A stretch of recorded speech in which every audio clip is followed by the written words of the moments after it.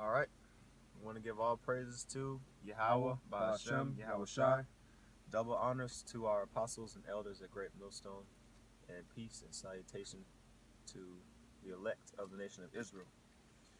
Today, we wanted to get into a quick lesson regarding humility, how important it is to be humble instead of prideful, okay? Because we actually ourselves are very small. We're very minute compared to the Most High's glory.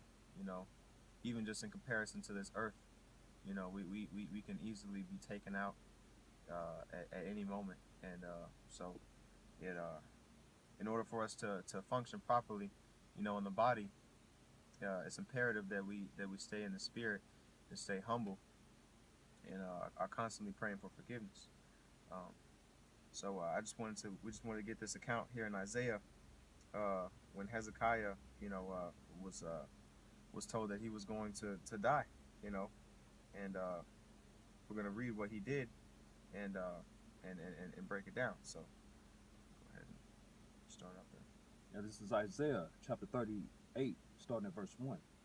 In those days was Hezekiah sick unto death, and Isaiah the prophet, the son of Amos, came unto him and said unto him, Thus said Yahweh, Set thine house in order, for thou shalt die and not live.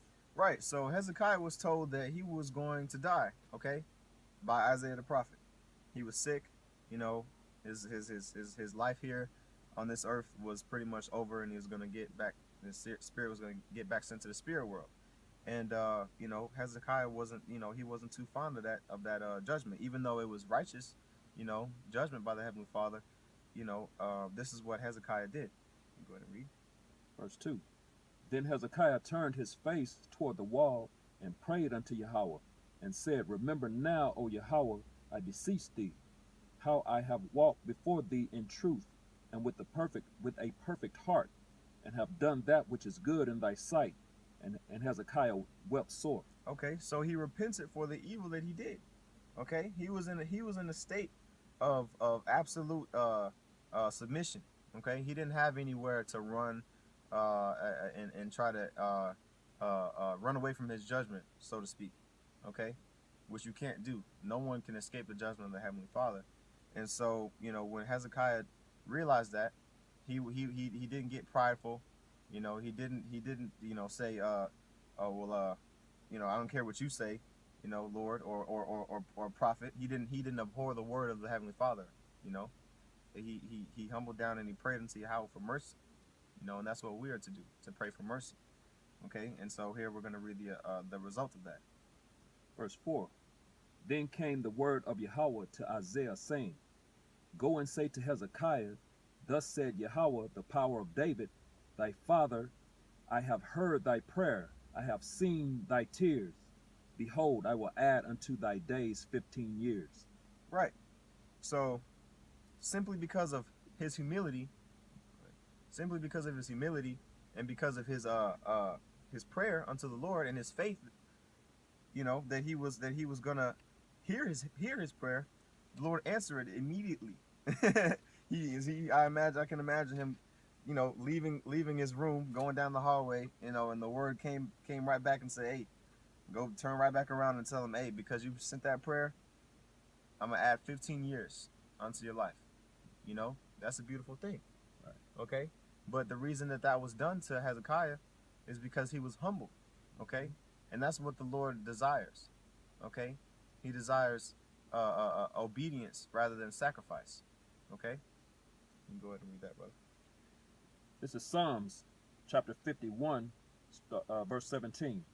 The sacrifices of the Most High are a broken spirit and a broken and contrite heart. Right. So he was of a humble spirit.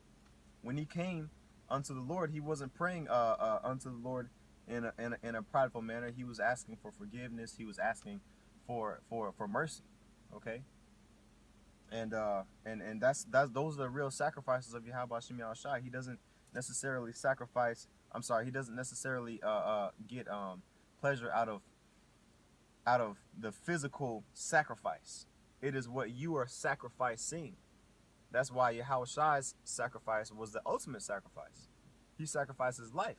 It wasn't necessarily the fact that, you know, he was I'm sorry. It was the fact that he was sacrificed. It wasn't the fact that, because if you sacrificing 1,000 doves or 1,000 bulls, it, you know, the Most High, you know, it's cool. But if you're not sacrificing it in sincerity and in humility, it's not really gonna have as much potency. Yahweh's sacrifice was so potent because he was the fulfilling of the law in humility, in charity, okay, in faith. And so he was the ultimate sacrifice. We in the sacrificial law is done away with now. Okay, he was our ultimate lamb. Okay, and that's why all the revelation and understanding was given unto him, because he was worthy to loose the seals of that. Why? Because he was, I'm sorry, worthy to loose the seals of the understanding of this book, because he was humble. Okay, go ahead and get that next one. This is Proverbs chapter 16, verse 19. Better it is to be of a humble spirit with the lowly than to divide the spoil with the proud. Right. So we know now that it's way more important to stay humble. You know? Could you read that again, brother? Come. This is Proverbs chapter 16, verse 19. Better it is to be of an humble spirit with the lowly than to divide the spoil with the proud. Right. So our goal shouldn't be, you know, to be seen on this side, you know, as winning. Okay, it should be to stay in the spirit and stay humble at all times, stay spiritual at all times as well. Okay, you know, you can go ahead and read the next precept. Okay. This is Proverbs chapter 15, verse 33. The fear of Yahweh is the instruction of wisdom, and before honor is humility. Right. So before we get any type of glorification, before we get any type of riches, before we get any type of women, any type of real spiritual power or fame, what is required? Humility. Humility. There's going to become a point where you will not have any choice but to pray unto Yahweh Bashim Yahushai in a contrite heart and in a humble spirit, and beg for his mercy. If humility wasn't important, then we wouldn't need a Messiah. We wouldn't need anybody to save us. You know? That's right. What's the point? What's the point? The only person who can be prideful is Yahweh himself, the Most High, because he created it all. You're not God, bro. You can't you can't, you know, you can't boast yourself beyond your measure. You know, the scriptures say the fear of the Lord is instruction of wisdom. Okay, what does that mean? The fear, the reverence of the Lord is instruction of wisdom.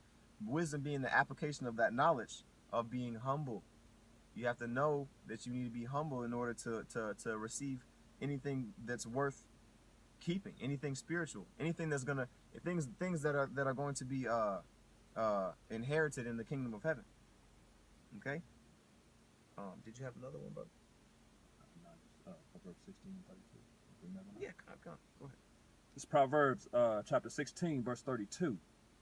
He that is slow to anger is better than the mighty, and he that ruleth his spirit than he that taketh a city. Right. So he that is slow to anger is better than the mighty. Okay? Better than any warrior, any cunning archer. Okay? And he that ruleth his spirit, he that is calm, you know, cool, collected, you know, not a hothead, you know, not somebody who's always trying to brawl or always trying to debate. Okay, always trying to prove himself as greater than another brother. You know, him that is patient with his brother. You know, he that is charitable. You know, he that is long suffering. Okay, those are the ones that are better than the mightiest men on the earth, because we don't